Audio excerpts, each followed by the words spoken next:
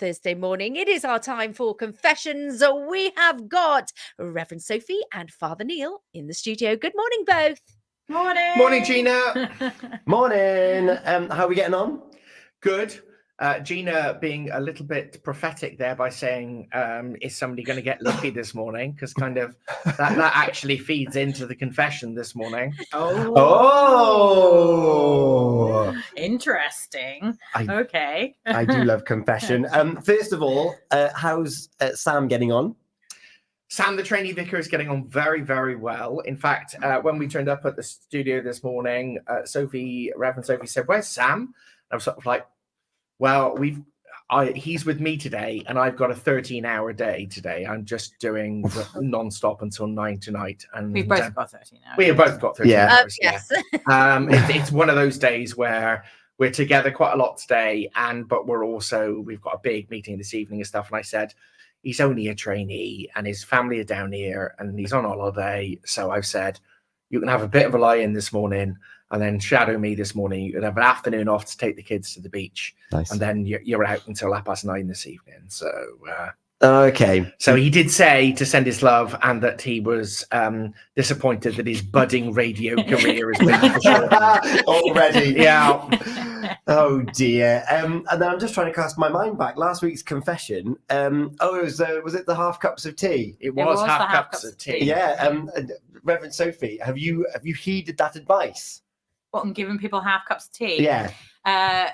Well, do you know? No, I haven't. No, they're still getting a full cup. Then you're like, come on in. I've got all this to do, but no, come on in. Come on in. Fine. Yeah. I played the clip from my youngest daughter, who is not awake at this time of the day, and she said that she would just open the door with a cup of tea, and if she didn't want them to come in, throw the tea in their face and just shut the door behind them. So brutal. Yes. Wow. I was going to say, just give them the cup and shut the door and say, there you go. Yeah. I think if I started giving people half cups of tea, I wouldn't be doing my job very well, would I really? I mean, if you and I were to start kind of trying to push people out the door, that would kind of be, the whole point of our job is to be there for people. Yes. So, yeah. Although it did lead to a discussion with another colleague who said that the key is not actually to make half cups of tea, but just to consistently make really, really bad tea.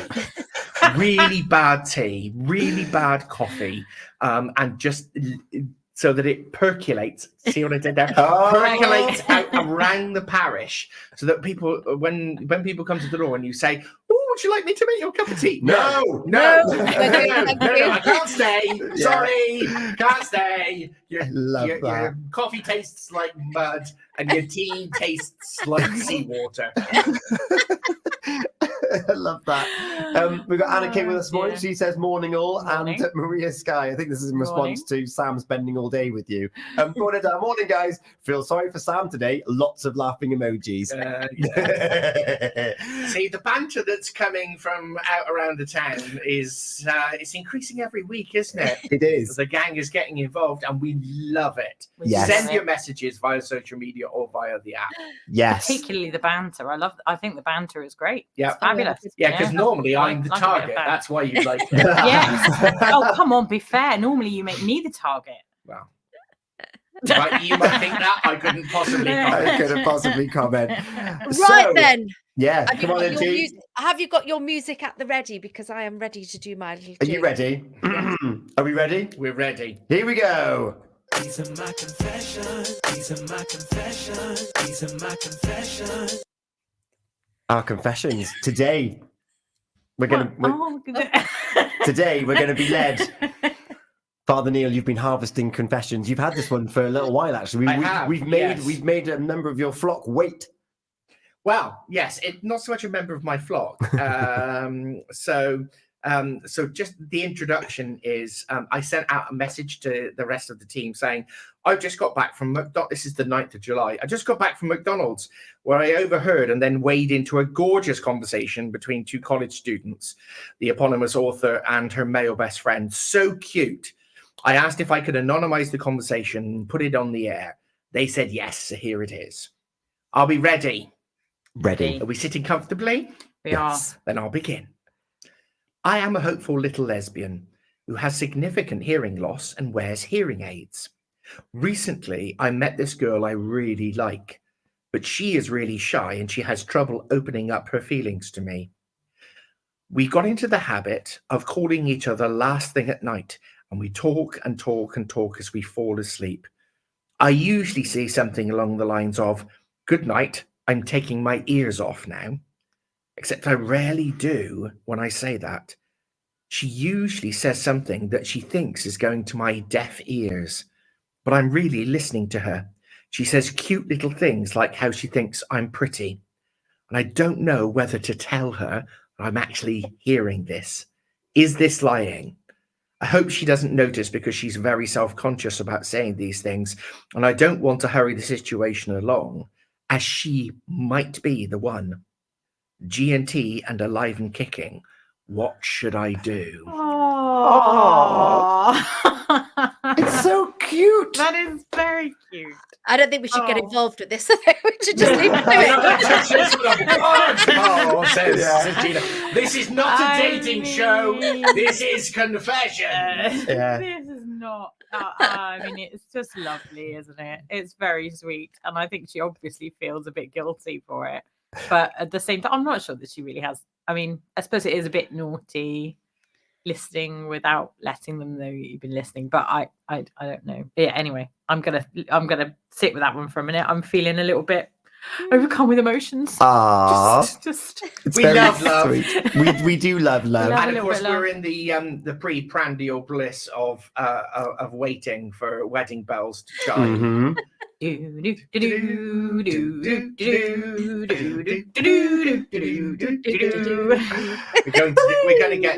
going to take Tom to have his eyebrows shaved off, ready for the great day. Yeah. Immediately Yeah, after the show is does need a finished. little bit of tweaking. Shave Yeah. one off and just lines in the other. That's the one. Yeah. Big face tattoo. Yeah. Sort of like dopey. Yeah. Gina, this reminds me of the secret art of pillow talk is what this confession's all about. Thanks for coming to me first. I don't know. I'm stuck with this one because I don't really want to. I don't want to ruin things. You see, I don't want to sort of be saying the wrong thing and ruining the relationship. It's difficult. Well, I tell you who is weighing in straight away. Go on. Maria Sky. Yes. Be honest. Straight from the beginning, be honest. If she is the one, then honesty is the best policy. So that's where Maria's at. And talking about that secret art of pillow talk, what's the key thing here is that what's being said by the other person isn't being coerced or anything.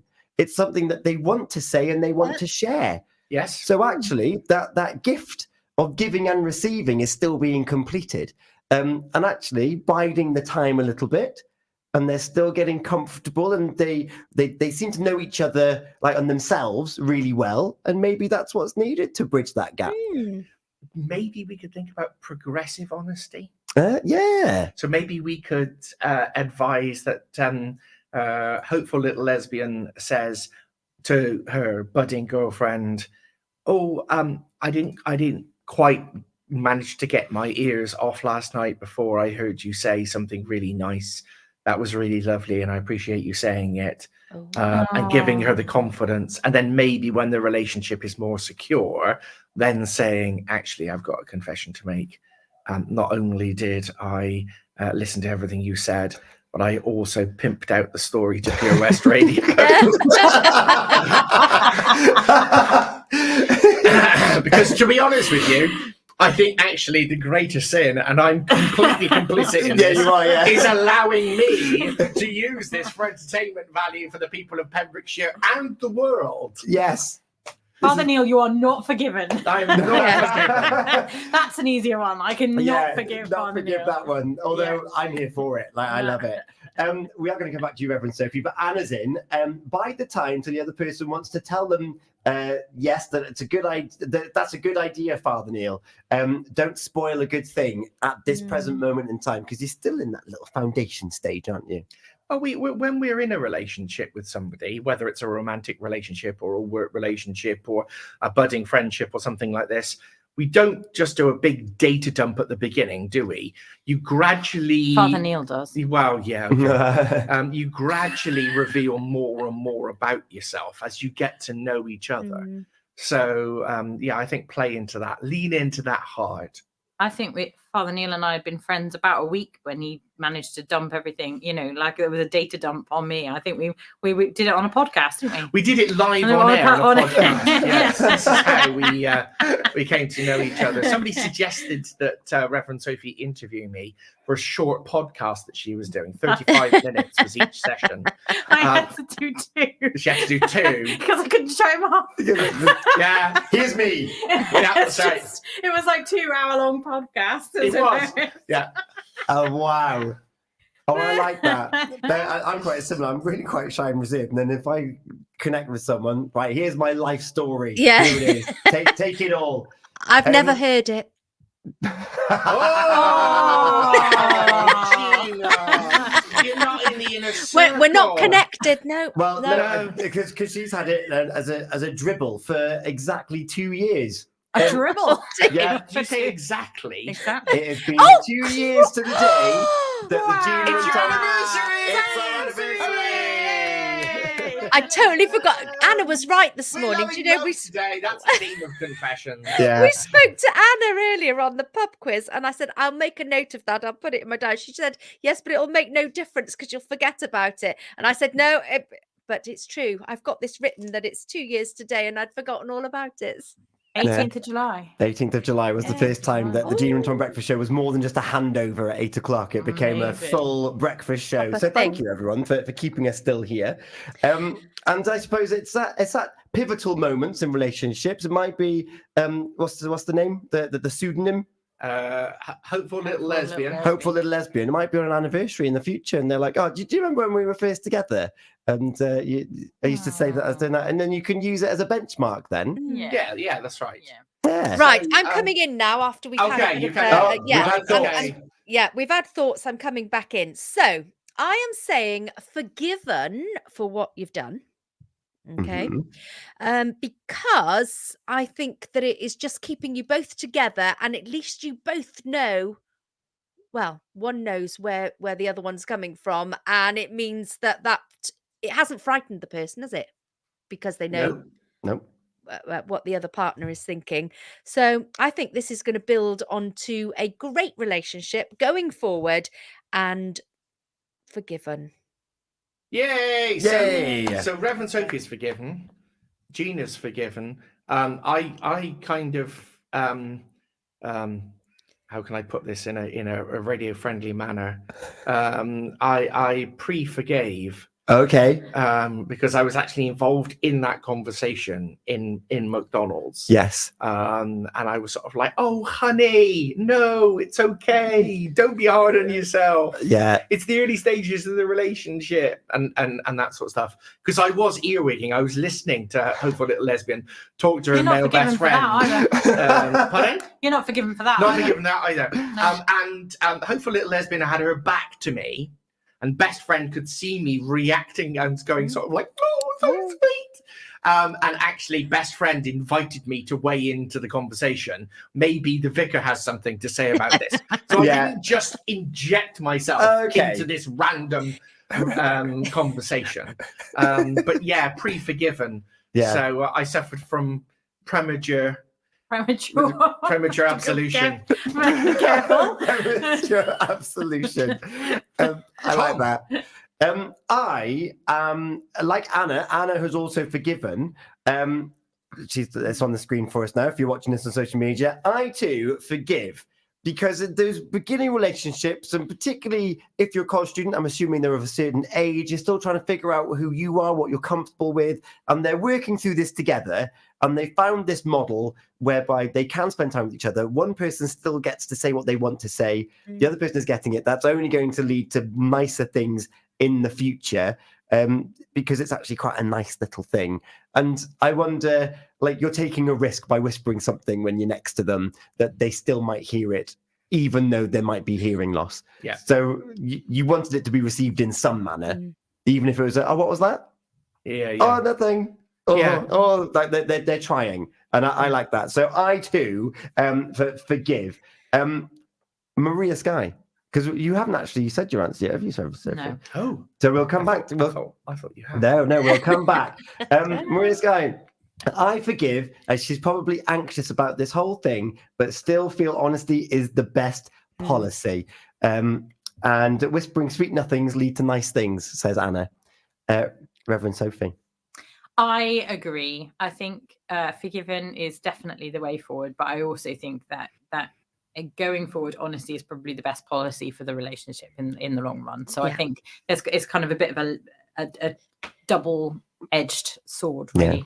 You can only the pretend fact that she's thinking about this, the fact she's talking with her best friend about this, and she's worried about this, is a really, really good sign. Yes. Because it means that she's thinking, oh, I really do need to be honest, but at the same time, this person is really shy, and I don't want to put them off, and I don't want to put them in a bad place. And so, yeah, I think it's a clean sweep, isn't it? I think she's thinking of the other person. I think that's the most Yeah. important thing. That's what's happening. That's how I'm interpreting it as well. The one then feel comfortable that they can say it, and now, it's happened more than once, which means I need to do something, but I don't know what. So I believe that it is a clean sweep. Clean sweep. Woo! Yes! Pembrokeshire, we love. Love. We do love. And in fact, Maybe there's another show there. Love. We just do a whole show on loving. That's a different show.